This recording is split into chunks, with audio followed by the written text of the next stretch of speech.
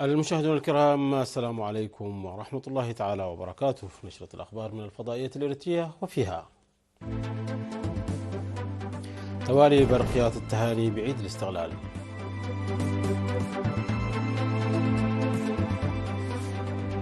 الإريتريون في إيطاليا يحتفلون بعيد الاستقلال.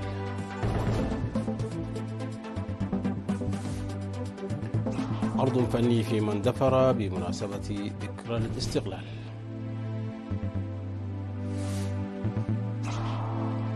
وزير خارجية روسيا والصين يعقدان اجتماعا في استانا.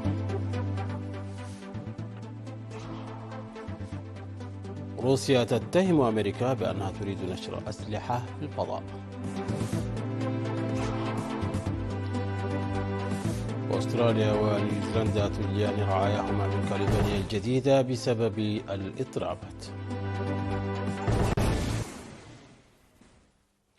أهلا بكم مشاهدينا. بعث رئيس جمهورية الصين الشعبية ورئيس جمهورية الهند ببرقيتي تهنئة لشعب وحكومة إريتريا بمناسبة الذكرى 33 لاستقلال البلاد. وبعث رئيس جمهورية الصين الشعبية شي جين بينغ ورئيس جمهورية الهند دراوبادي مورمون ببرقية التهنئة باسم حكومتيهما وشعبيهما، معربين عن الثقة لتطوير وتوسيع أكثر العلاقات الدافئة لبلدانهم مع إريتريا مستقبلا، متمنين الرئيس سياس أفوركي دوام الصحة والتوفيق في العمل والرخاء والنماء لإريتريا وشعبها. وذكر الرئيس شي جين بينغ الخطوات الجادة لحكومة وشعب إريتريا في طريق التطور وإعادة الإحياء بالثبات على النهج المستقل، وقال إن نضال إريتريا ضد الهيمنة له دور هام في ضمان العدالة والعدل الدولي وتحقيق السلام والأمن الإقليمي. وأضاف الرئيس بينغ أن العلاقات الأخوية والتعاون الحقيقي الذي طورته إريتريا مع الصين لخدمة المصالح المشتركة يمهد أرضية ملائمة لخلق الشراكة الاستراتيجية الأفضل مستقبلا.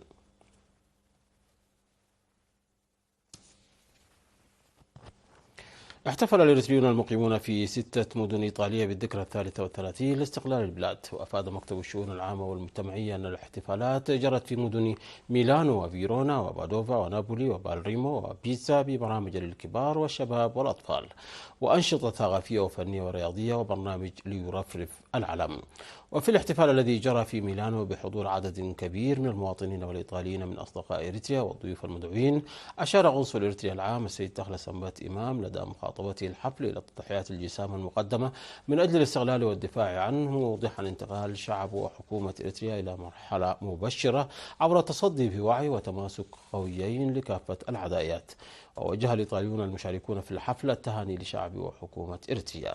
وقدمت في الختام الجوائز للفائزين في المسابقات الرياضية المنظمة بمناسبة أعياد الاستقلال. هذا وتنظم احتفالات الذكرى 33 للاستقلال يوم الأحد في مدن روما وكاتانيا وباري وبولونيا وبروسو وتورينو وبلانيسي وبارما. وعلى الصعيد نفسه احتفل الإريتريون المقيمون في جوهانسبرج وضواحيها ودربان في جمهورية جنوب أفريقيا بعيد الاستقلال في 18 من مايو الجاري، حيث خاطب الحفل سفير إريتريا في جنوب أفريقيا ودول الجنوب الأفريقي السيد صالح عمر بكلمة عبرت عن مضامين الاستقلال. كما احتفلت الجالية الإريترية في جيزان بالمملكة العربية السعودية في 10 من مايو الجاري بعيد الاستقلال، وخاطب الحفل قنصل إريتريا العام ومسؤول الشؤون العامة والمجتمعية. اختتم في 20 من مايو الجاري أسبوع الاستقلال في مدارس الإقليم الأوسط، والذي بدأ منذ 7 من مايو بمناسبة أعياد الاستقلال.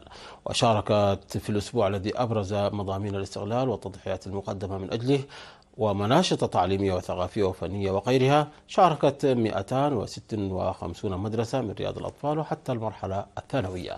وذكر أولياء الأمور والمنظمون بأن أسبوع الاستقلال في المدارس له إسهام كبير في تعظيم المناسبة ونقل التاريخ والقيم. في غضون ذلك نظمت كلية أوروتا للطب والعلوم الصحية فعاليات مختلفة داخل الكلية في 20 من مايو بمناسبة أعياد الاستقلال. وقال عميد الكلية الدكتور يمان السيوم في المناسبة أن ذكرى الاستقلال مناسبة لاستحضار جسامة التضحيات وإعادة تأكيد الاستعداد لتنفيذ أمانة الشهداء بالعمل التطبيقي.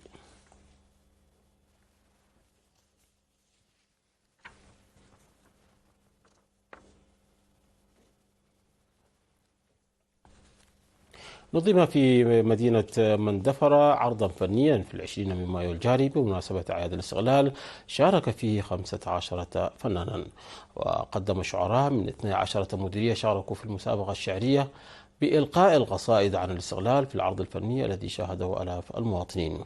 من ناحية ثانية أقيمت مسابقة للرسم في 19 من مايو الجاري بمشاركة 28 رساما من مديريات مندفرة وعدخالة ودبروة، بينما تستمر عروض الأطفال التي بدأت من 16 من مايو بمشاركة كبيرة من المدارس. في غضون ذلك أقيم حفل فني في 16 من مايو في مديرية عد قياح احتفاء بعيد الاستقلال، وأحيت الحفل فرق فنية تابعة للاتحاد الوطني للشباب والطلبة وإدارة المديرية والفرقة العسكرية 11، وتم إلقاء قصائد بلغات التجرينيا والساه والتجرايت. ومن جهة أخرى قدمت فرقة نسرية التابعة للقيادة الشرقية عروضا فنية للشعب والجيش في مختلف مناطق اليمي جنوبي وشمالي البحر الأحمر. وأقيمت العروض الفنية التي بدأت من 16 من أبريل بمناسبة احتفالات الاستقلال أقيمت حتى الآن في رعايتا وكيلوما وأبو وجبدو والكيلو 37 ودبايسما وبيلول وعدي وأفنبو وطيعو ومرسى فاطمة وقلعلو وعدايتو وبداء.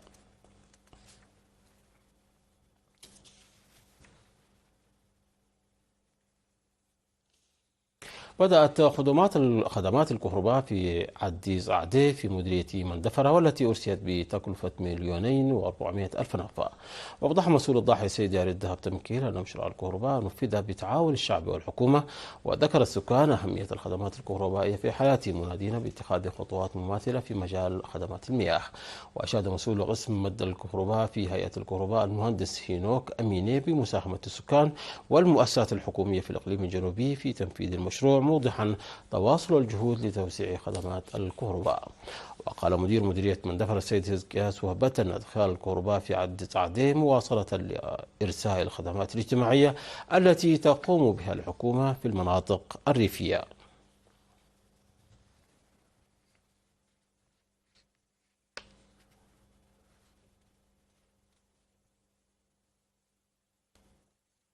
نظمت جمعية المعلمين بالتعاون مع مكتب التعليم في مديرية مصوع دورة تدريبية لمدة 3 أشهر لمعلمي المدارس الابتدائية في الرياضيات واللغة الإنجليزية.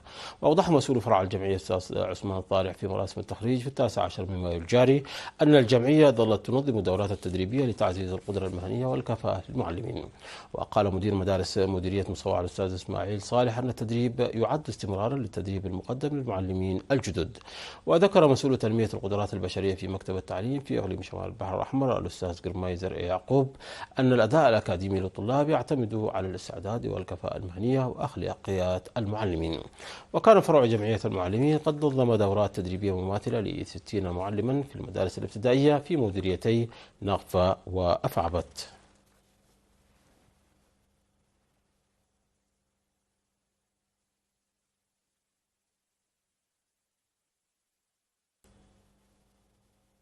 مشاهدينا نشرة تتواصل من الفضائية الإرتياح، لكن بعد فاصل قصير فابقوا معنا.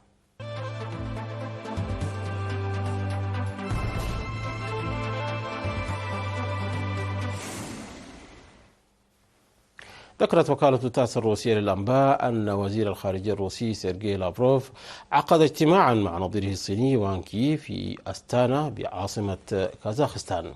وأضافت الوكالة أن الوزيرين اجتمعا لبحث تنفيذ الاتفاقات الروسية الصينية التي تم التوصل إليها خلال زيارة رسمية للرئيس الروسي فلاديمير بوتين للصين الأسبوع الماضي. وقالت وزارة الخارجية الروسية أن وزير الخارجية الروسي سيرجي لافروف رحب خلال اجتماعه مع نظيره الصيني وان كي في أستانا باقتراح الزعيم الصيني شي جين بينغ عقد مؤتمر للسلام بشأن أوكرانيا بشرط المشاركة المتساوية لموسكو وكييف. وتبادل لافروف ووانغ يي وجهات النظر حول الوضع الحالي وآفاق تطوير منظمة شنغهاي للتعاون. وأشاد كبار الدبلوماسيين بالجهود الجماعية التي تبذلها الدول الأعضاء للحفاظ على السلام والاستقرار في أوراسيا، مشيرين إلى السلطة المتنامية لمنظمة شنغهاي للتعاون في الشؤون العالمية والإقليمية.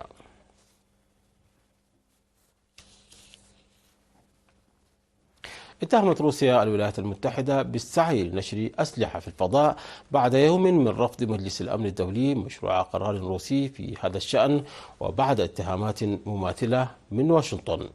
ومع رفض واشنطن وحلفائها هذا النص، برهنت الولايات المتحدة أنها تسعى إلى وضع أسلحة في الفضاء الخارجي وجعله ساحة للمواجهة العسكرية، وفق ما صرحت الناطقة باسم وزارة الخارجية الروسية ماريا زخاروفا.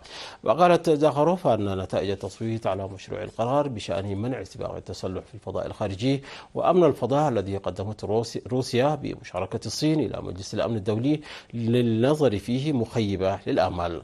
وقالت أن بلادها ستواصل المساهمة باستمرار في الحفاظ على الفضاء خاليا من الأسلحة من أي نوع ومنعه من التحول إلى منطقة أخرى للتوتر والتسلح والمواجهة.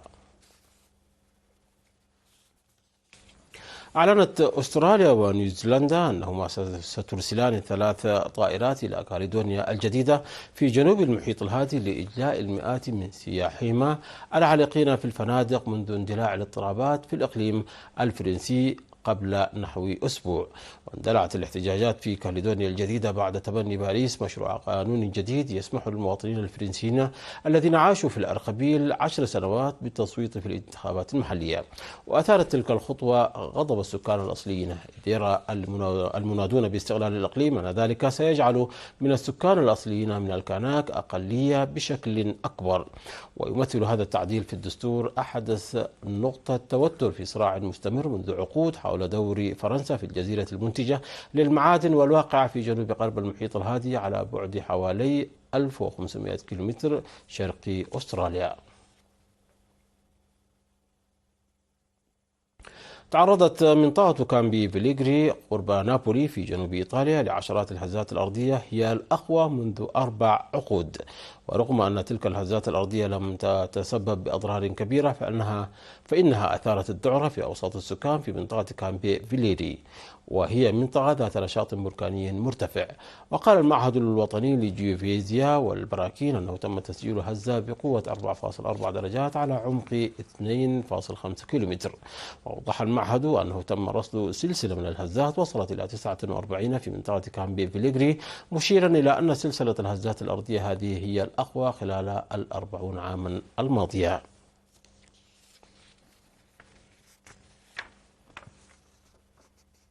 مشاهدينا، قبل الختام إليكم تذكير بأهم ما جاء في هذه النشرة من أنباء. توالي بركات التهاني بعيد الاستقلال.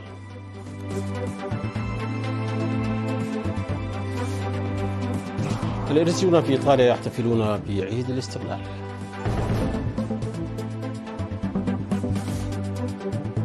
عرض فني في مندفرة بمناسبة ذكرى الاستقلال.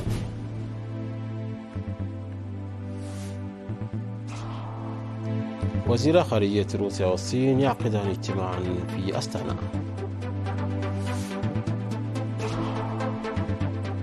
روسيا تتهم أمريكا بأنها تريد نشر أسلحة في الفضاء. وأستراليا ونيوزيلندا تلجان رعاياهما من كاليدونيا الجديدة بسبب الاضطرابات. مشاهدينا، انتهت النشرة. شكرا على حسن المتابعة. تحية لكم أينما كنتم. إلى اللقاء.